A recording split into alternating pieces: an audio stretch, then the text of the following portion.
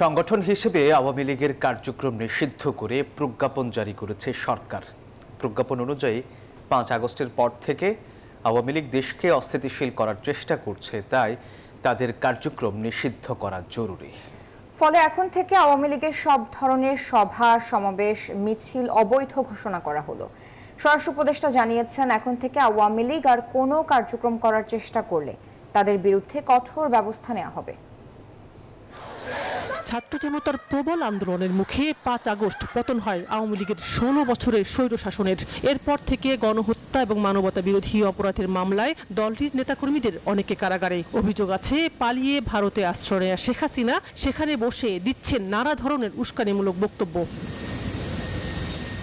আর দেশের ভেতরে ঘাপটি মেরে থাকা স্থানীয় নেতাকর্মীরা বিচ্ছিন্নভাবে করছে মিছিল, মিটিং। সবশেষ হত্যা মামলার আসামি হয়েও ব্যাংককে যান সাবেক রাষ্ট্রপতি আব্দুল হামিদ। এরপর ক্ষোভ বিক্ষোভে আওয়ামী লীগ নিষিদ্ধের দাবিতে 9 ও 10 মে গণজমায়েত ও অবরোধ কর্মসূচি পালন করে। বিক্ষোভের মুখে শনিবার আওয়ামী লীগের কার্যক্রম নিষিদ্ধ করার সিদ্ধান্ত নেওয়া হয় উপদেষ্টা পরিষদের বৈঠকে। দেশের নিরাপত্তা বান্ডেল থাকলে প্রতি সেনমানিতে টাকা বাঁচবে। বিকাশ সেনমানি বান্ডিল কিনে জিতুন প্রতি লেনদেনে।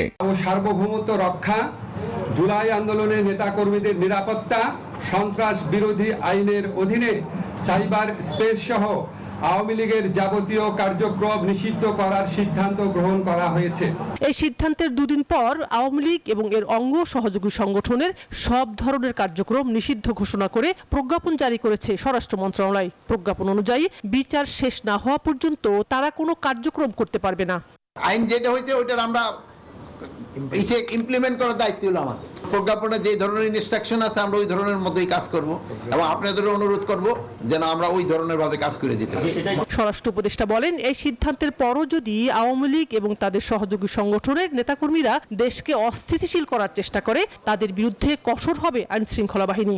এই ক্ষেত্রে হলো একটা আপনাদের কাছে অনুরোধ করব, আপনারা যদি একটু আমার আগে জানাই দিতে পারেন, যেমন অনেকগুলি মিছিলের কথা বললেন, তা আমরা সাথে সাথে অ্যাকশন নিয়ে নিব। আর আপনাদের জানানোর আগে যদি আমাদের ইন্টেলিজেন্সের মাধ্যমে যদি আমরা খবর পেতে পারি, আমরা অ্যাকশন নিয়ে নিব। গেল 16 বছর আওয়ামী লীগ বিরোধী রাজনৈতিক দলের উপর দমন, পীড়ন এবং যে নির্যাতন চালিয়েছে সেগুলোর বিচারের কথাও প্রজ্ঞাপনে উল্লেখ করা হয়েছে।